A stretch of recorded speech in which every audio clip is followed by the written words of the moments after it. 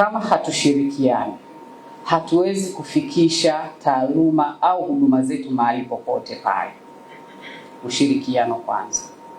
Ukisema I'm a doctor, I'm a nurse, I'm a midwife, I'm a pharmacist, yani kila mtu sasa anasema anafanya kazi kwa upande wake, hatuwezi kufika kwa sababu wote tunajenga nyumba hii, hatuwezi kugombania fito. Kwa hiyo ni swala kubwa kwamba lazima tushirikiane katika kazi tunazozitekeleza. Kwa sababu gani?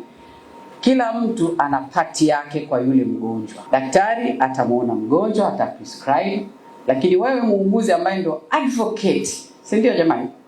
Kwa yule mteja ambaye unadili na care, management ya mgonjwa, na wewe una pati yako kama muuguzi.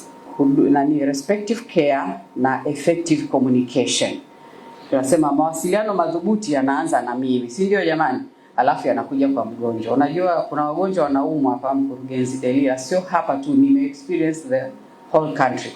Since day one anakuwa admitted mpaka anatoka, hajui anaumwa nini, hajui anatumia dawa gani, hajui side effect ya zile dawa. Nasema uongo jamani? Sasa sisi kama hospitali ya taifa, hebu tuanze kuonyesha mfano ili Mwananyamala waje wajifunze hapa kwetu, Temeke waje wajifunze pamoja na Ilala. Kwa hiyo tuliboresha sana swala la huduma zinazojali utu pamoja na mawasiliano madhubuti kwa kuhakikisha hata kama mgonjwa atatoka leo hapa alikuwa anaumwa malaria, amejua cha kufanya atakaporudi nyumbani, na anaenda kule kuwa a good ambassador kwa watu wengine kwamba bwana, malaria inasababishwa na 1 2 3 4 5, lakini nilipata na management kadhaa na kadhalika na kadhalika.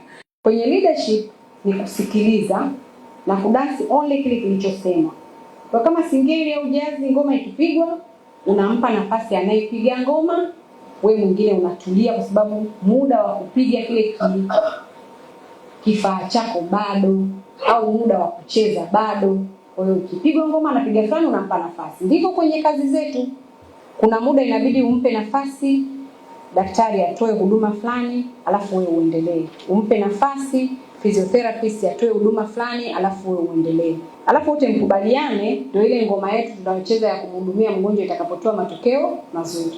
Na zifuatazo ni changamoto zinazowakabili wauguzi katika Hospitali ya Taifa Muhimbili Mloganzila. Upungufu wa ufadhili, scholarship, kwa wauguzi wenye shahada ya udhamiri kujiendeleza katika elimu ya ngazi ya shahada ya udhamivu, yani PhD. Kutokamilika kwa muundo mpya wa kiutumishi, yani scheme of service, kwa watumishi wa afya wanaofanya kazi moja kwa moja na wagonjwa, yani clinical areas. Hali hii inapelekea kupungua kwa ari ya wauguzi kujiendeleza kielimu kutokana na kutoona faida yake.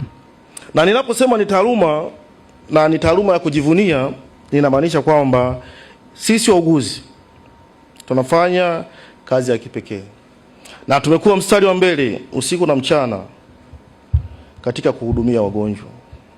Tumekuwa sehemu ya kupunguza maumivu na kurejesha matumaini, na mara nyingi tumekuwa sauti ya mgonjwa asiyeweza kuzungumza.